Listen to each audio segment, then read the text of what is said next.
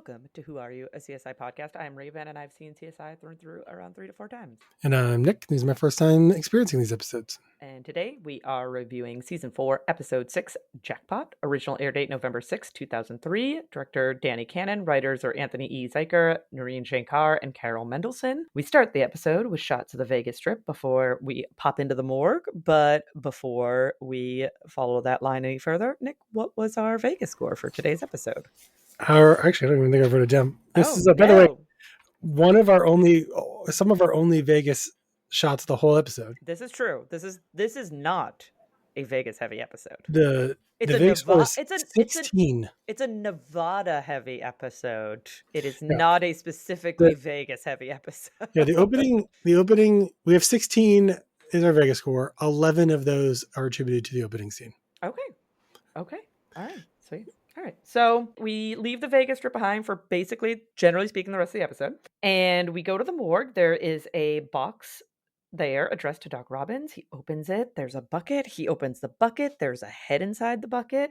Grissom pops up and lets him know, I heard you got some head. Yeah, it's and like, I giggled like I was a 12-year-old boy. Oh, yeah. I was like, meh. I think it did a good job making you immediately be like, oh, this is like a thing that can happen. Yes. I had this period of time where I thought that the premise of this episode was going to be like a CSI challenge. Like there were a limited number of heads and Doc Robbins had sent away and won the right to like get ahead. And they were going to do like an analysis of this head and try to like solve the crime. Yeah. Just in like a competition. Yeah. Like that was the whole opening credits. I think that was where I thought this episode was going. Spoiler alert. That's not where this episode goes. The name of this episode, Jackpot, was a reference to him like being lucky and getting one of these like few like things. Like there's going to be a competition. I don't know why I thought that. I don't know where that came from. But for like a solid couple of minutes, this is what I was thinking until they explain it to you. Yes, they do. We'll get there. So they're examining this head, and because it was shipped in formaldehyde, there's not going to be any DNA, but there is lots of leaf litter. There appears to be some like animal activity on the head, but there is a human-made cut on the like chin/cheek of this head. So this was not just a animal-only related attack. I feel like they make you think like there's something more insidious with that cut, like it's a famous way to make someone bleed to death. I don't think so. It's like the cruelest cut of all. I don't know what that means. And later on, it's just like you find out it's like a knife, just like a normal knife, probably. Yep. And it was not like a scalpel. I thought it was like that's what I mean. Like that maybe like helped me build like, oh, there's this extra level of mystery. I was also if you found a head, right? I get that you could put a head in formaldehyde and ship it. Yep. Could you not cut off 5 inches of hair and put it in an envelope and ship that with the head? Such that because it doesn't need to be in formaldehyde, and then you'd have DNA evidence. Yeah, like pull the hair with the buds still on it. Yeah, just cut off a lock of hair, right? You can't cut off a lock of hair because that has no DNA. You have to pull it from the root. Oh, right. Okay, That's where they get the DNA from. Nick, we learned this in season 1. That's true. What do they call them? Stems. I know. I'm calling them buds. I don't know. I don't remember what they called them. The skin cells are what they're looking for. Yes, because if you just cut the hair and it's just hair, there's no. Yeah, because I get like they probably don't have like a kit like wherever it came from, right? They don't have like they couldn't like take a swab and then send it, or take a blood sample and then send it. I mean, you know what I mean, they could have. Probably could have. They just didn't know to, because as we will come to find out, the person who sent the head, their main job is not the coroner. No, well, so we'll learn pretty soon. And the other person who is likely involved in this really doesn't give a crap. I wouldn't say they don't give a crap. Oh. They care, but not to solve the case. Well, yeah. I mean, there's a point in time, a very small window of this episode, where they don't know who the dead person is. Yes. And they still have a very like my problem attitude. I think he knows. My take on it is the lieutenant knows exactly who it is from the very beginning. Because he explicitly says at the end of the episode, when I saw this shirt, which doesn't happen until they find the other half of this body, spoiler alert, Like that's when he knew, and that's when he did it. But he I guess he could have suspected think he yeah, I'm all not saying along. he Yeah, 100% knew, and he but just didn't admit to that part. yeah, but I think that he suspected from the beginning who it is. Okay, But that's I think a we have fair we have assumption. plenty to talk about to get there. So we're back. Doc Robbins is rinsing the head off. Hodges is there collecting samples.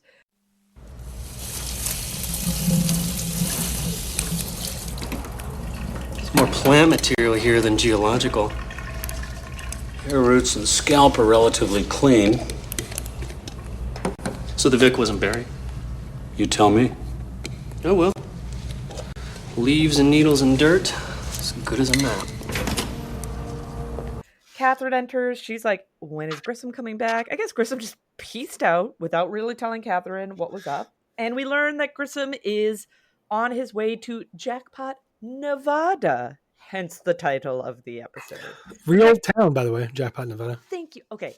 I was literally just about to say, I was really curious if it was a real town, but I didn't look it up because as I told Nick earlier today, time management, not my friend today. It's been a weird time management It's day for me. It's on the border of Idaho.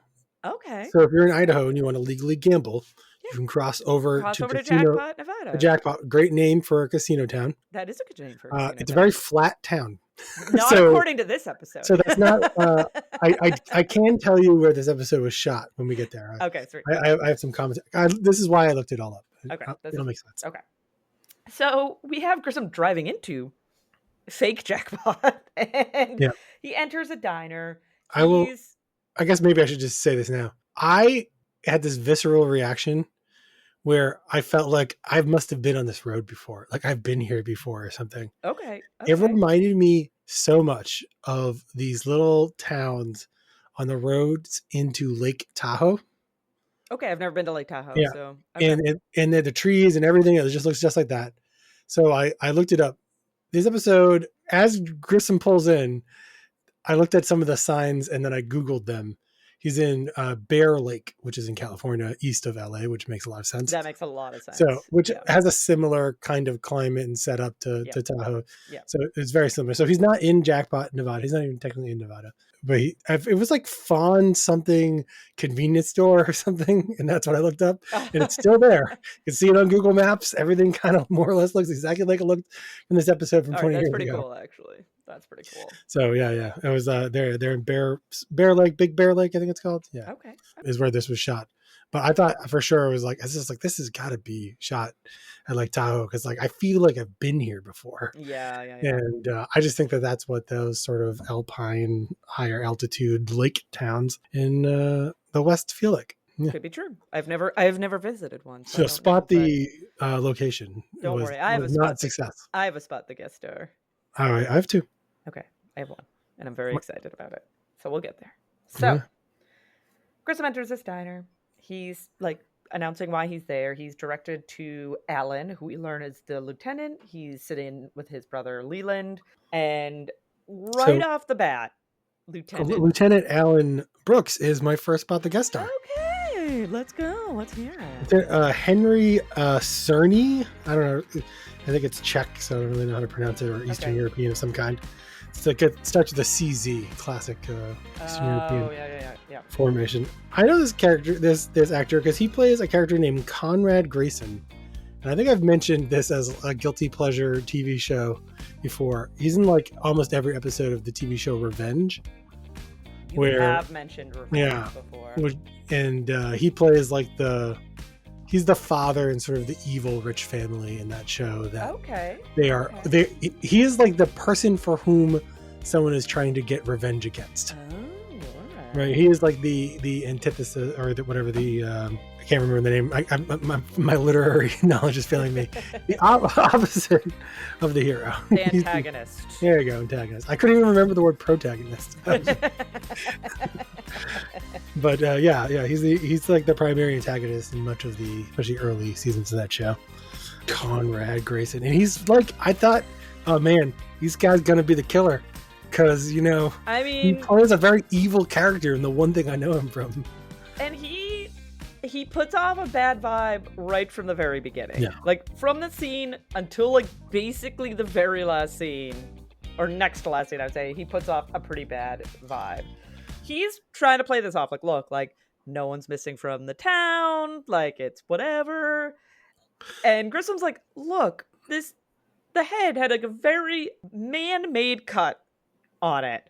So, like, not only are we looking for a murder victim, like the rest of the murder victim, we're also looking for a killer. So this The is murderer. this is pretty important that we figure this out. So we are then with Hodges. He's explaining to Catherine about his analysis of the leaf litter. So from this, we learn that the head must have been 9,000 feet above sea level, north facing, in an area recently cleared, but not cleared via fire. Oh, I thought he was saying by fire, No, but he said only it wasn't. recently. He said it. He said it wasn't by There's fire. there's a lot of caveats. It's There was very a lot of informative. there was a lot of caveats. So Catherine calls Grissom. Grissom has the audacity to ask her to do case reviews. Which is his job. Your job, my friend. She's like, your job, my pay. Yeah, Nothing. and then she walks in his office, and there's a huge pile of case files there. So bad form, Grissom. But she does let him know that Hodges ID'd the leaf litter. And this starts kind of a theme throughout the episode where the lieutenant is like, oh, like, having trouble with the wife? And Grissom just kind of, like, plays along and is like, oh, yeah, like, she hates when I, like, leave her behind, like, when she's not with me and blah, blah, blah. Catherine's his work wife. Yeah. Yeah, oh, 100%. So Grissom and the lieutenant are then with a woman, a resident of Jackpot, and her dog Trooper. Trooper is the one who found the head. We learn that poor, adorable old German Shepherd Trooper got a little lethargic after chewing on the head, but he's cool now. But she did bring him to the vet, get him checked out. Grissom, as they're kind of wrapping up talking with her, is like, oh, hey, that's like a north-facing hill, isn't it? And the lieutenant's like, yep. So they, essentially against the lieutenant's will, go explore Yes. the hill. Well, that's what this scene, he's almost kind of like on board. He calls his, deputies for help, to come and help. That's why I was like, okay, doesn't know what they're going to find yet. Yeah. So as they're walking, they have like an outdoor walk and talk. They don't have a hallway walk and talk. They have like an outdoor walk and talk. We learn that Grissom prefers questions actually versus answers, because the lieutenant's trying to be like, oh, it must be nice to like know the answers. Grissom is like, no, actually, I prefer questions. Sheriff does not. He does not prefer questions. He has too much to deal with in this little town that he doesn't need more questions. Yeah. Grissom is doing his little Grissom thing where he's like, oh, because of X, I know why. Or, he's doing his little evidence thing. Yeah. And so he's coming off as a bit of a know-it-all. A little bit. But so the sheriff's like... But I feel like not intentionally. Like, I don't... No. He's not doing it in a, look how much smarter I am than you. Yeah. This is just how Grissom talks, and it's probably off-putting to people that don't know him. And country, he's functionally a city boy, right? Oh yeah, coming 100%. to the country, very classic archetype in a story. Yeah, outsider. Yeah, but one of the lieutenant's men calls out, there's a body missing a head, buried in the ground. And I feel like for the first time in a while, Grissom has a bug moment. Yeah. There's bugs. He's talking about bugs. Due to the bugs that are there, he estimates that the body has been here 4 to 7 days. And as they're looking at blood that's on a rock near the body, Grissom points out that the blood is not from the cut. It is arterial spray, but arterial something. Spurt. There we go. I was like, I like when I'm trying to read my own notes, and I'm like, which means most likely he was buried alive, and the cut on his face was a way to lure in predators, and it was one of said predators that caused the arterial spurt. So this is not just like, I mean, not that like killing anyone should ever be done lightly, but this definitely wasn't just like, I'm going to stab you and like call it a day. This was like, I'm going to dig a hole and I'm going to shove you in it and I'm going to cut you and I'm going to like wait for a predator. Like, this is intense. This is a lot. Yeah. This is pretty heavy. I don't know if it's now or later, but he sort of like references this notion of like a Native American. Yeah, I think it's this scene or the next scene. It's, it's right around this area. He talks about it. There's actually one of the few things I picked up on the rewatch. There's actually a bit of a nod to this later on, but I think they do a bad job of it. So when we get there, I'll talk about it a little bit. Right. Okay, yeah, let's do that. So we kind of cut away, but we're still in the same area. Grissom is telling the lieutenant he needs to be patient. The scene hasn't been released yet. And soon after this, Dale arrives, and this is my Okay, I figured. spot. The star. This is the one, the only. Jeffrey. I don't know if it's Combs or Coombs. I feel that I've heard it both pronounced both ways. It's spelled Combs, like a comb, but multiple. Okay. But I don't know if it's Combs or Coombs. But he is, I want to say, and I did not go through his IMDb and count it. But he has literally been about a dozen different characters in Star Trek.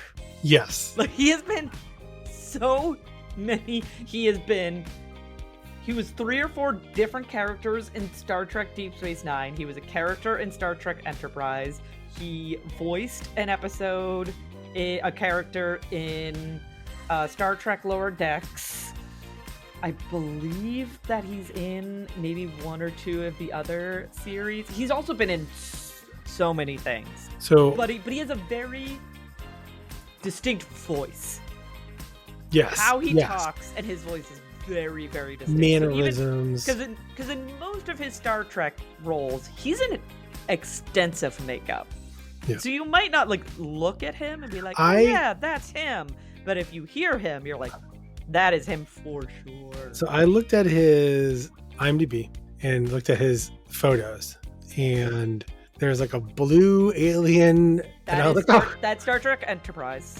I was like, I know him as that character in that show. Like, I remember that character, so it was kind of weird. But I really know him as an actor from the show The 4400, which I think I've also probably talked about before. Okay. In Star Trek Enterprise, he played 3 different characters. Yeah. He is like the Star Trek actor. Like, they're just like, oh, do we need an actor? Jeffrey Combs. Let's bring him on in. I was very excited that he was in this. I forgot that he was in this episode, so I was very excited when I saw it. But Grissom has to tell Dale that, like, he's the one that has to authorize, like, the scene, to, like, release the scene. And so he does this, like, hilarious thing where he, like, kind of walks around the body a little bit, and he's like, he's dead, you're authorized.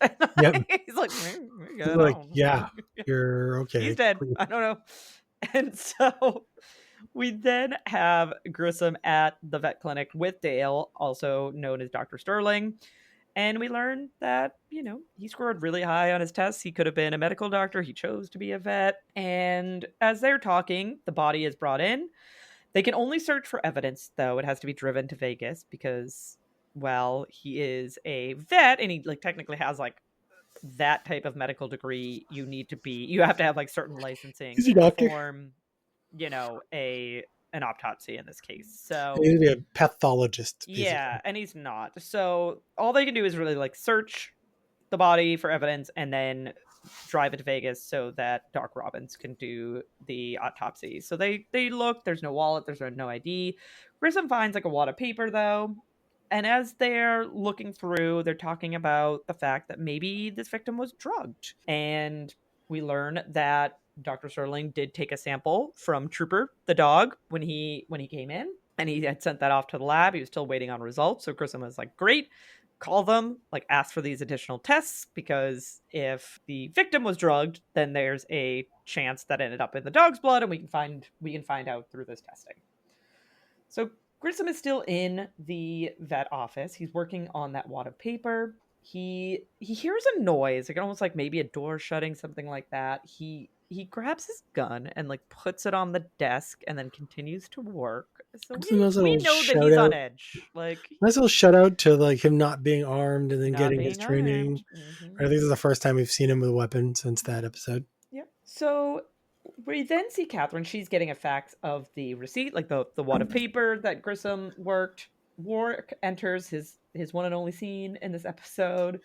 The receipt is from the LVU bookstore. It's a good time to talk about the fact that not only is this Warwick's only scene, but there is no Nick and no Sarah. I know.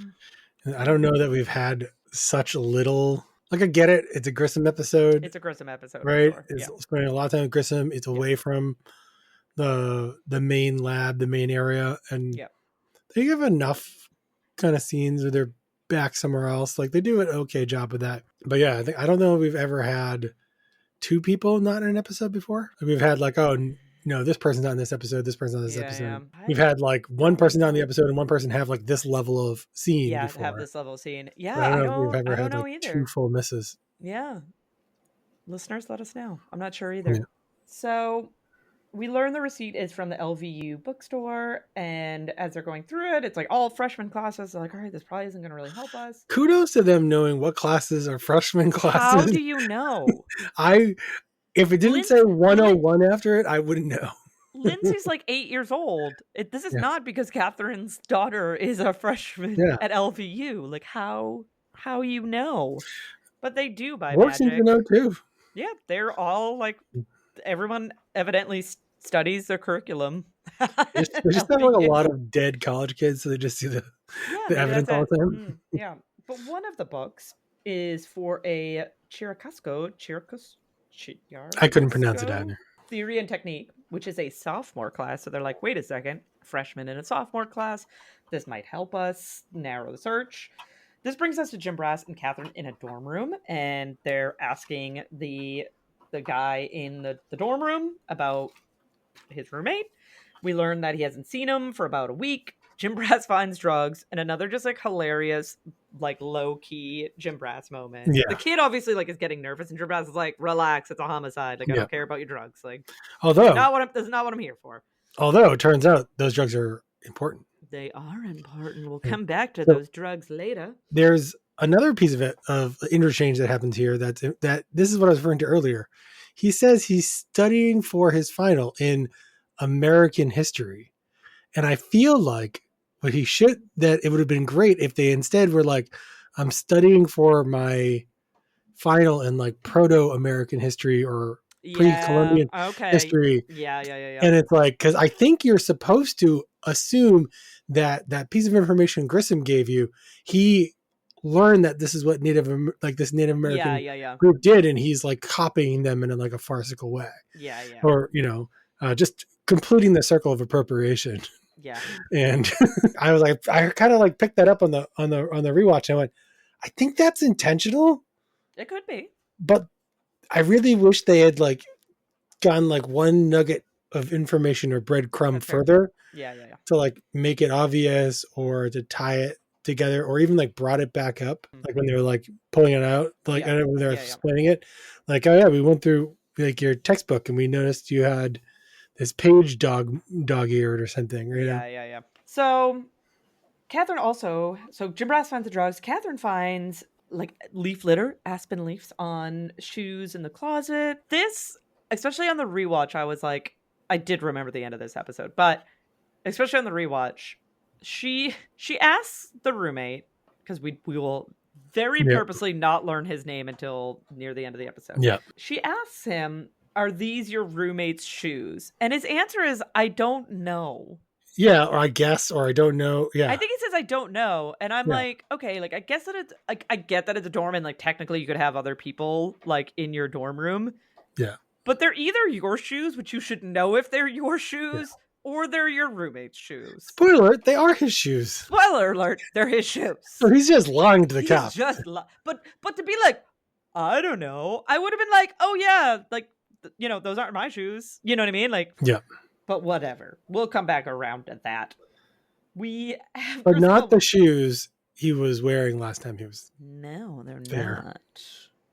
Grissom gets awoken by a fax, and we learn that the victim is Ross Jensen. So he goes to the diner. Doris confirmed that, this cute boy came by like last week. He was just passing through, and great little nugget where she like hits on him. Yes, she goes, oh, I'm also on the menu. And he's like, oh yeah, just coffee, I think. I could just have my coffee tonight, I think, or something. And then one of the people at the diner says, I guess you're not his type. Yes. Which is great. That was like a great nugget on the watch through. I was like, oh. All right. So one of the other diners also points out that he was driving a quote-unquote kid's car, like just like a little city. Belittling any fuel-efficient vehicle. Yeah, like just a small car. Gremlin. So Grissom asks the lieutenant, like, okay, like where could somebody hide this vehicle trying to get out of town, right? Like you know the area. The lieutenant, per usual, not helpful. Like purposely not assisting and making this difficult for Grissom. So Grissom's like, all right, whatever. Like, there's one road out of town. So he's driving down a road. He sees like tracks off to one side. So he pulls over a bit, parks the car, locks the car. He follows them.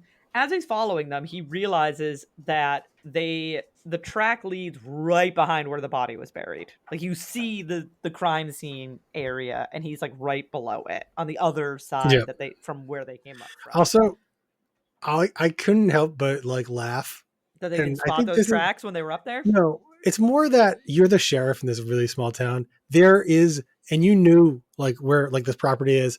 There's no way you're at the top of that hill and didn't know that there was a road right down nearby with easy access. Yeah. Like there's only like 17 roads in the whole of town. Yeah. And yet you made the veterinarian guy walk all the way up the hill. Poor Dale. Which I think it was like they were pretending that they didn't know it was right there. And you were supposed to be like, oh, there was this potential access path. Yeah. Right. And, that explains why the body was where it was at. But like, if you really think back to it, you gotta imagine that if you were the sheriff in this town, you knew there was a road right there. You knew where you were. You knew what was up. So Grissom then spots a barn, but before he is able to go to said barn, he hears a car alarm going off. So he goes back to his vehicle to a busted window. Yep. Someone followed him out of town. Someone was there was a moment where he stops his car in the middle of the road. They like show the kit is in the front seat. And then he locks his car. Teet, teet. And I was like, oh, his car is getting busted into. His evidence is getting stolen or whatever. Yeah. I thought his gun was going to be in the case. Oh, it's not in the case. I thought because they made a big thing about him taking the gun out and putting it in the case. And I was like, oh, I'll have to remember when I rewatch this episode to see if he took the gun out of the case the first time when he put it on the table because I couldn't remember. Yeah, he did. Yeah, so I was like, I think his gun is in that case. Yeah. But they don't. Then they don't bring it up ever really again. They do not. So Grissom then enters the vet clinic again. He tells Dale, like, hey, I need some medical supplies. And also, can I make a local call? And Dale's like, I guess so. Like, that's fine. And then Grissom also asks if he has additional tinting film from when he tinted his windows. The lieutenant pulls up. Grissom wants to report a crime. Grissom is like, I want to report a crime. And the lieutenant's like, yeah, sure, whatever. I love this scene. The attitude, the sass, the back and forth. This is really well done. It's a good. Oh, no. It's the police. Yeah, I'd like to report a crime. I would like to report a crime. So Grissom goes shopping at a hardware store. And the lieutenant, follows... I want you to know that I thought that the girl working at this hardware store was a Spot the Guest star. She has only been in like 4 things her entire career. Probably not it then. She looked so familiar, and all I can think of is every time we're like, sometimes people just look like other people. And I was like, this is one of those times. Like, this has to be one of those times. The lieutenant follows him in there though, and this is where Grissom's letting him know, like, hey, like, I spotted this barn. There's tracks, blah, blah, blah, blah, blah. Like, kind of catching him up on what's going on with the case. And Grissom's like, I called, this other, like, department to come and, like, which was his local call. I didn't get that at first. Yeah.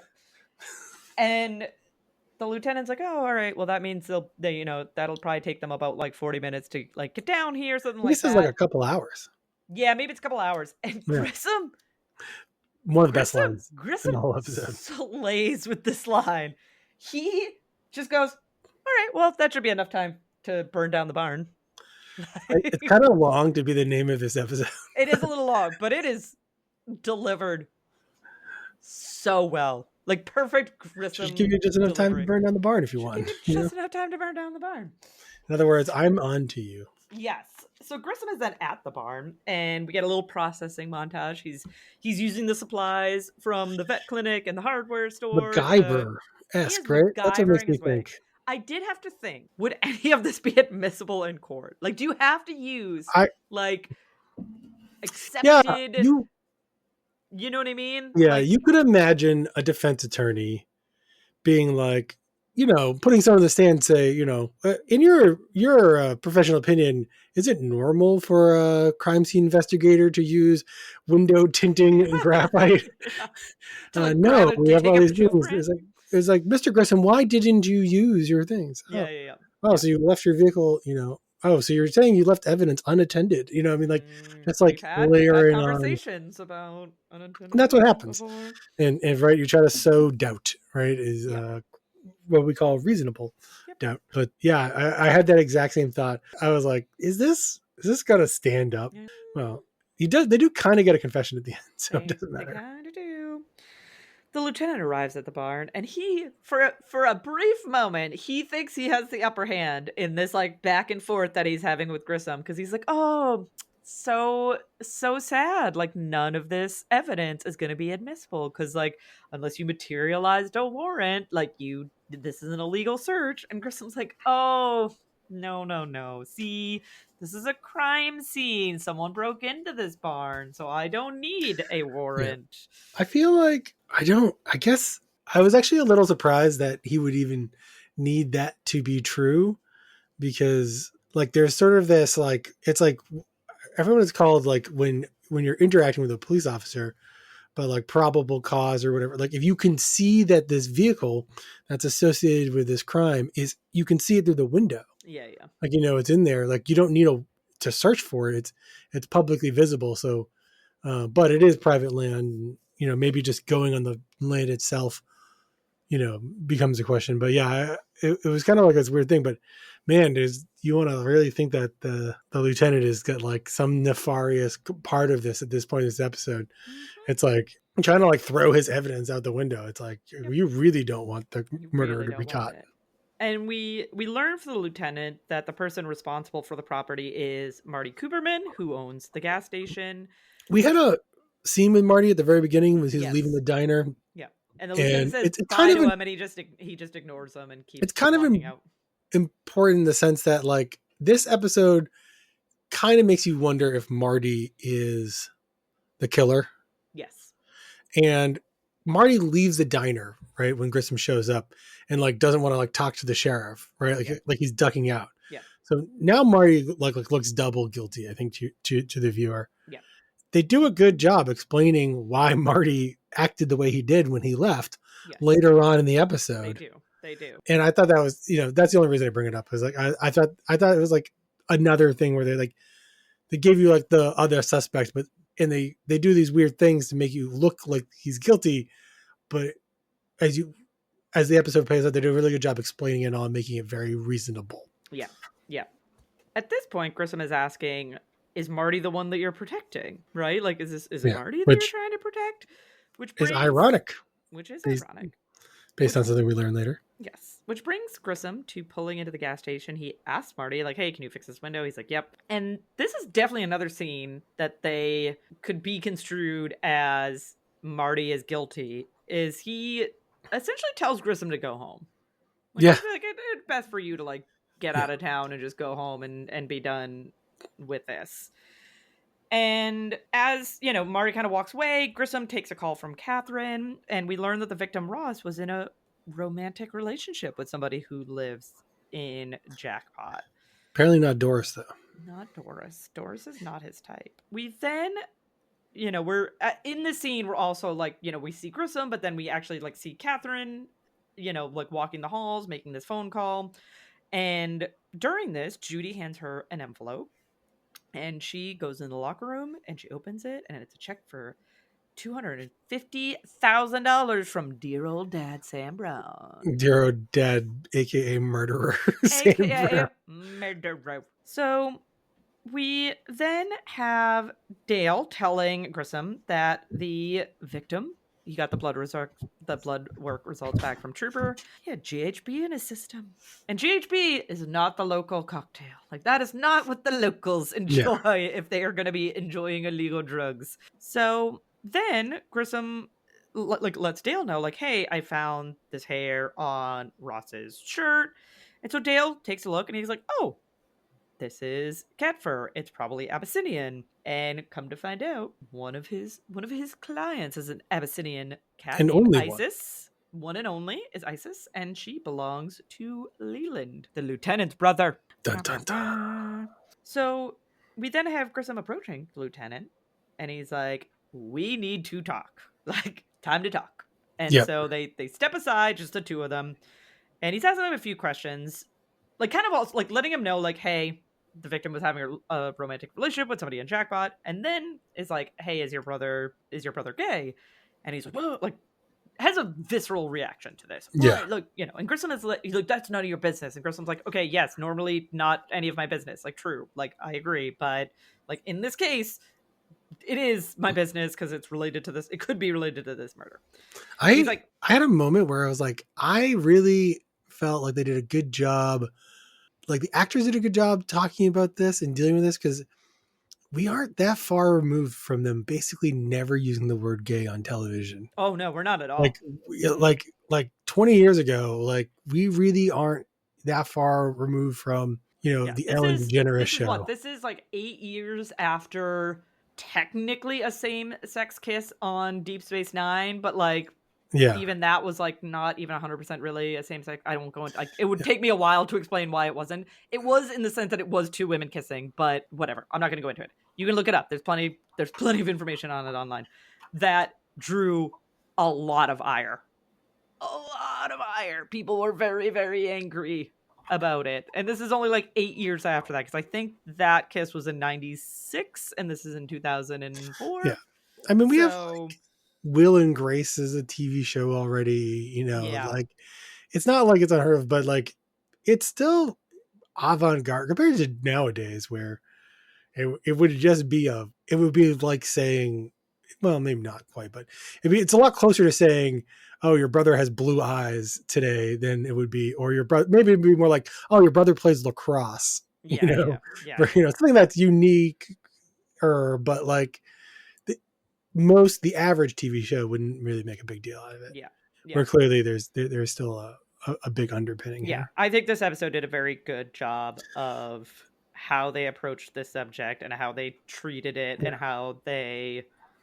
It wasn't awkward, which is what I feel like I remember of shows of this period. And it was very humanizing. Yeah. Like Grissom acknowledging, like, yeah, your brother being gay, like, really not my business. Like it's just evidence. In like normal day-to-day life, you're right. Like it's not anything I need to know, but like because it is pertinent to this case, I do need to know. I have a hypothesis, and that fact will either support or oppose my hypothesis.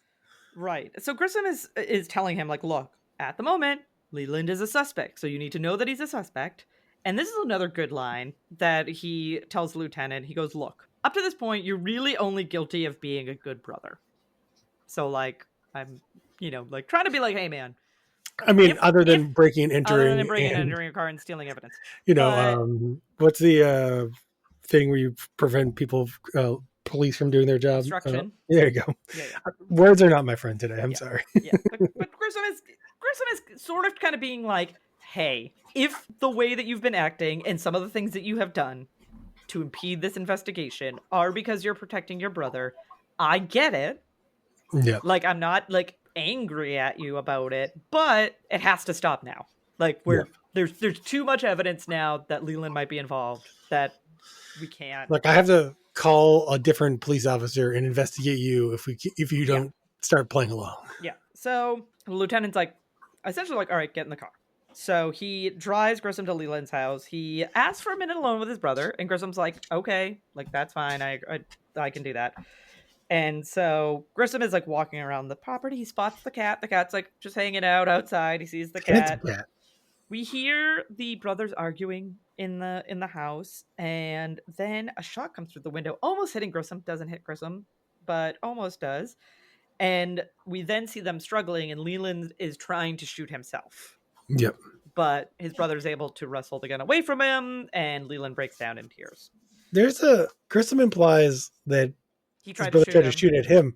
No. But I actually never really thought of that way. I just assumed they were fighting over the gun and the gun went off. That is 100% what I think. Yeah. Oh, that's what I think based on how that scene went. Yeah. So they talk about it in this very next scene. Grissom and the lieutenant are at the police station, and this is where the brother is like, hey, Leland's like, always run hot.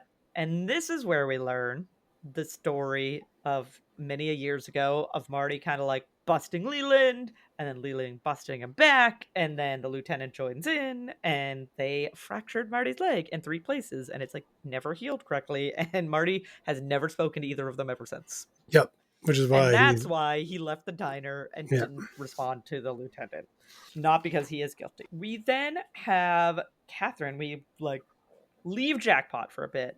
Catherine is at a ranch. It is Sam Braun's ranch. And she's like, what are you trying to do here? Like, basically, are you trying to like pay me off so that if Bribe you like me? murder somebody again, you have someone on the inside on like CSI to like help you out? And he's like, I don't need your help. Like, I already murdered someone and got away with it once. I can do it again without your help. He's like, I don't need your help. And she's, she's still understandably like pushing back. And he's like, look, you just like making life hard for yourself. Cash it, tear the check up. I don't care. But, like I have one son in jail, another one dead. I never did it right by your mom. Like I'm just trying to do right by you. So like it's your decision, whatever. Money's on the table, essentially. This is what you do, Catherine. You got to take this money. You're going to go down to Edward Jones or whatever passes for financial person there. You're going to open a trust fund for your daughter. For Lindsay, yeah. To pay for her college and probably put a down payment on her first home when she graduates. Yep. And you're never going to take a cent from your dad, but you're going to pass it on to your daughter.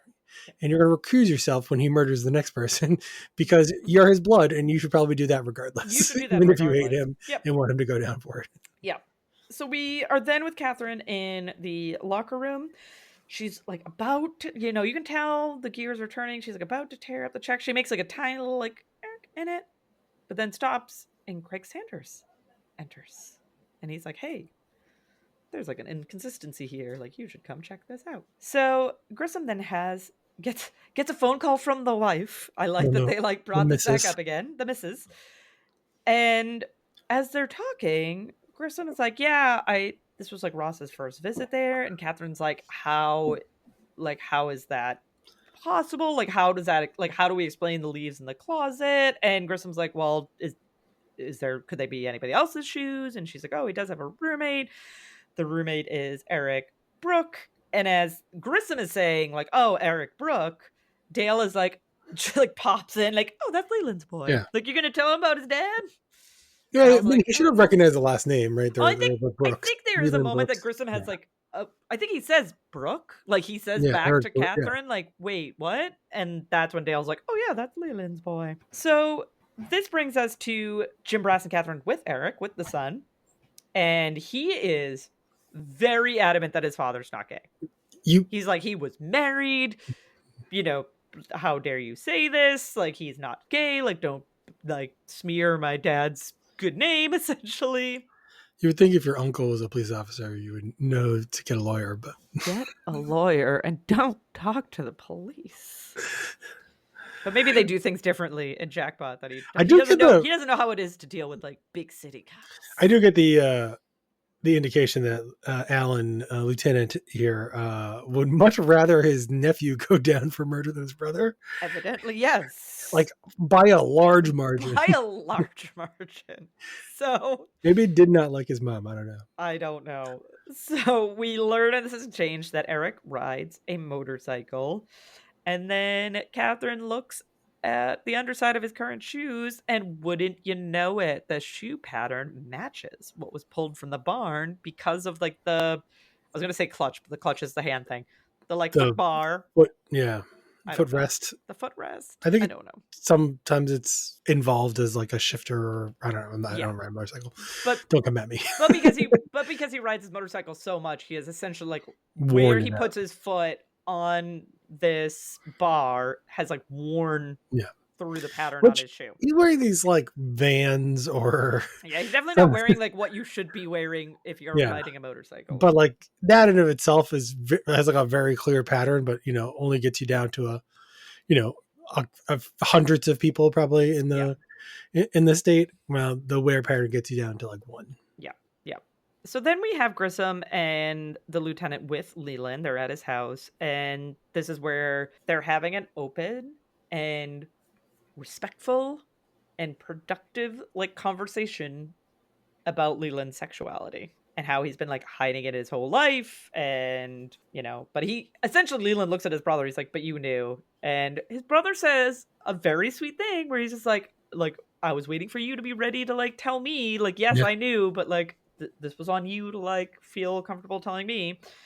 And so, which I also, I mean, I think it was hurtful anyway, but it's also, I think it was especially impactful for me because Yeah. my best friend growing up was a guy, and right after high school he came out to me, and it was very funny because he was very nervous about telling me. And he tells me, he's like, hey, I'm gay. And I was like, yeah, I know. And his first thing was like, well, why didn't you tell me you knew? And I was like, this was a you need to tell me sort of thing. Like, I can't tell you that you're gay. Impose my viewpoint of view on you. Yeah, like I was just waiting for you to be comfortable and like want to admit it. Like not like again, not admit it like it's a bad thing, but like want to talk about it. Want to talk about it. Yeah. So when he said this, I was like, oh, like this is bringing back some memories. And so Alan, the lieutenant, is also saying that he saw like Leland and Ross like taking a walk, and Leland's like, oh, I'm so sorry. And he's like, there's nothing to be sorry about. Like, you don't be sorry about that. And I'm like, very Alan. Supportive. I'm like,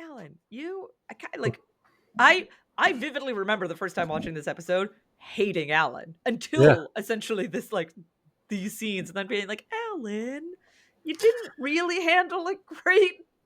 But I mean, but I also feel the last scene, Vin Diesel will be proud. He put his family before he did. Everybody else. He definitely did.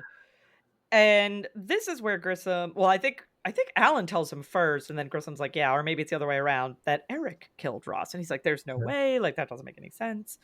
Which brings us back to Catherine and Jim Brass with Eric in interrogation. And they're like, oh, hey, you put GHB in his thermos, and that's, like how you're able to like subdue him and drag him up there. And luckily he didn't drive off the road and crash into a tree, although I guess if he wanted to die, it didn't matter. He just gently like veered off. And this is where Eric starts like letting the anger show, and he was like, Ross used my dad and was like exploiting him and this and that. And they were like, well, why, like, essentially, like, why kill him in the way you did, right? Like, you could have just killed him. Yeah, why be so cool? But you, like, dug a hole. This is where there should have been, like, and you... I saw you dog-eared that page from your textbook about and he was like, American torture. And he's like, I wanted him to suffer. And I was like, whoa. I was like, all right, Eric, like, chill out there. And Catherine kind of, like, ends this, at least a scene. I assume there's more to this interrogation. But she was like, oh, was it because he was in love with your dad, or because he wasn't in love with you? I actually don't like that connotation at all, especially at this time. It just felt like, are you insinuating that this is genetic? Because like it kind of comes out.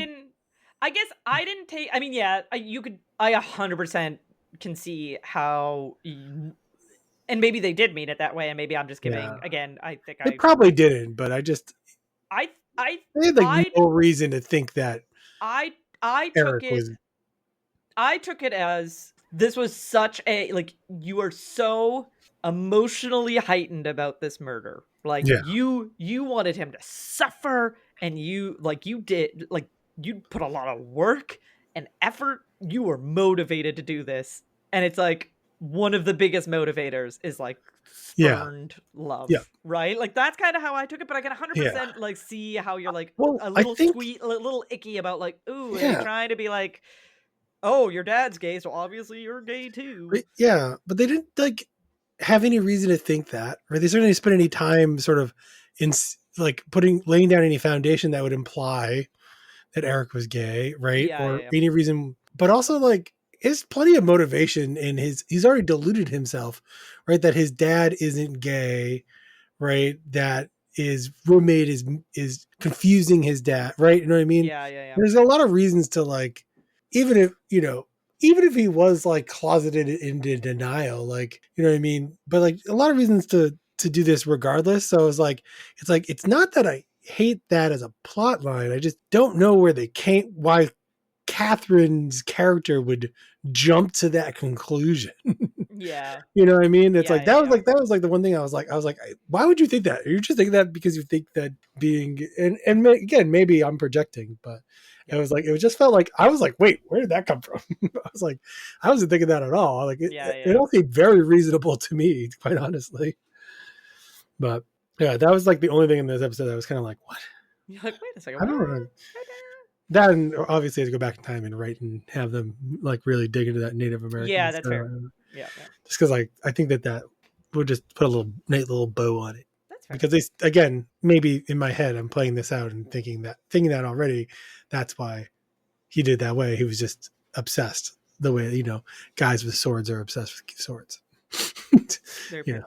Just obsessed with something I think is cool. Yeah.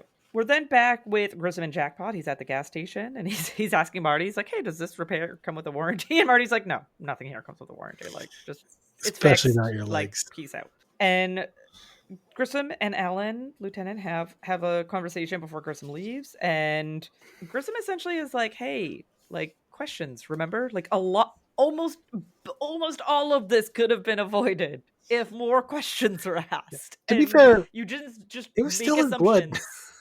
Huh? To be fair, it was still his blood. The lieutenant's like, it was definitely he's exactly the kind of person he would have still protected. But he again doesn't seem to care that Eric was the one who killed him. He just didn't want it to be Leland.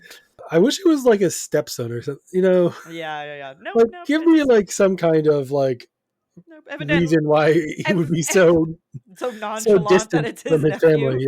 Yeah, he does not care that it's his nephew. Whether it's a good reason or not. Yeah, I don't know. Yeah.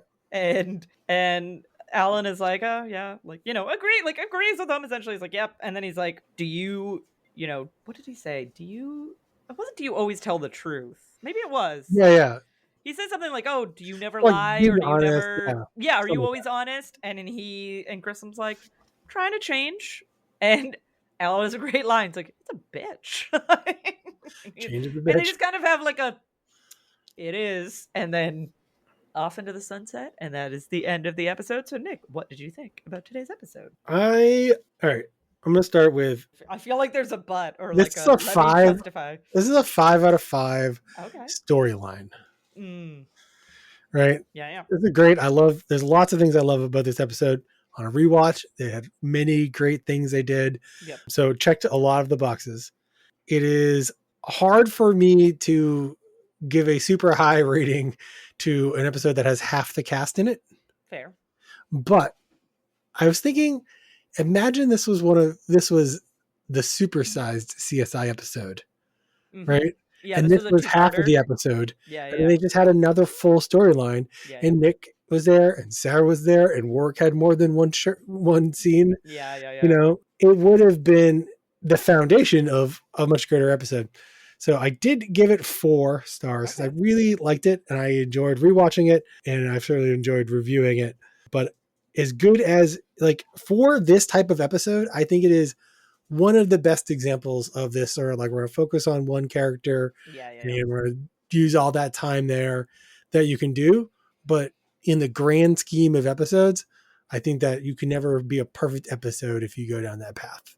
Yeah. So it's like, I gave it 4 stars. It's definitely a good episode. I give it a rewatch. I wish there was, and it's hard for me to imagine, like, where would you have fit more stuff to get other people involved? But, for what it was probably the best version of itself that it could have been. All right. I'm giving it a 4.5, baby. There you go. I mean, I would have given it a 5 if there was more cast involvement. Like I did. I had a good long think about this today, because I was like, ooh, can I give this a 5 out of 5? And I was like, I really can't. Like, I can't. It's a 5 out of 5 storyline. It's such a good storyline. This is chef's kiss for a 1K storyline episode. Because generally I like my 2 cases. This is like the perfect. Yeah. If you're gonna focus on one case, perfection. And I like that they involved the lab, like Doc Robbins, Hodges, Greg Sanders, like lab people were involved. Great. I think the Catherine Braun check story, I hope that just keeps coming back later in other episodes, because it just felt so out of place. Spoiler alert, this is not, it will come back. Yeah, good. It I is, was like, this is not, it's not just mentioned here and then never talked about again. no. It is for sure talked about again. I figured that was going to be the case because otherwise it just feels like wedged in there. Yeah. But yeah, no, it's 100%. It's the best version of a one plot storyline of like a Lone Ranger or like Maverick, like Grissom's off on his own. It's great. It's just like, I was just like, where do I rank a story? There's like half the people aren't in the episode. Yeah. Yeah. So, and I was like, but here's the funny thing. I might rank another episode 4.5, and then we might get to the end, or even 5. If we might get to the end of the season, I would be like, actually, this is still my favorite episode. Yeah, you're still gonna be like, I just sort of objectively ranked it 4 out of 5, but it is one of the best episodes. It's definitely the best episode I think we've watched this season. Yeah, I just feel like as I was watching this, I literally was like, this, and maybe not, maybe like the 45 minutes to 47 minutes that this episode was enough. But literally, as I was watching this, I was like, this could be a movie. Yeah. Like, this could be a movie. This you could is, take this and make this it is into the a plot movie. of a movie. Yeah. Yeah. I'm Yeah. like, you could expand upon this and make this like a plot of a movie. And just Grissom being Grissom. And him, the chemistry between him and not romantic chemistry. I wanted a little more bug evidence. Would have been cool. I still thought that you were going to be happy that there was some bug evidence. I am very happy. I was like, Nick's going to be happy that Grissom. I am very happy, but he only used it to date the age of the body. Yeah.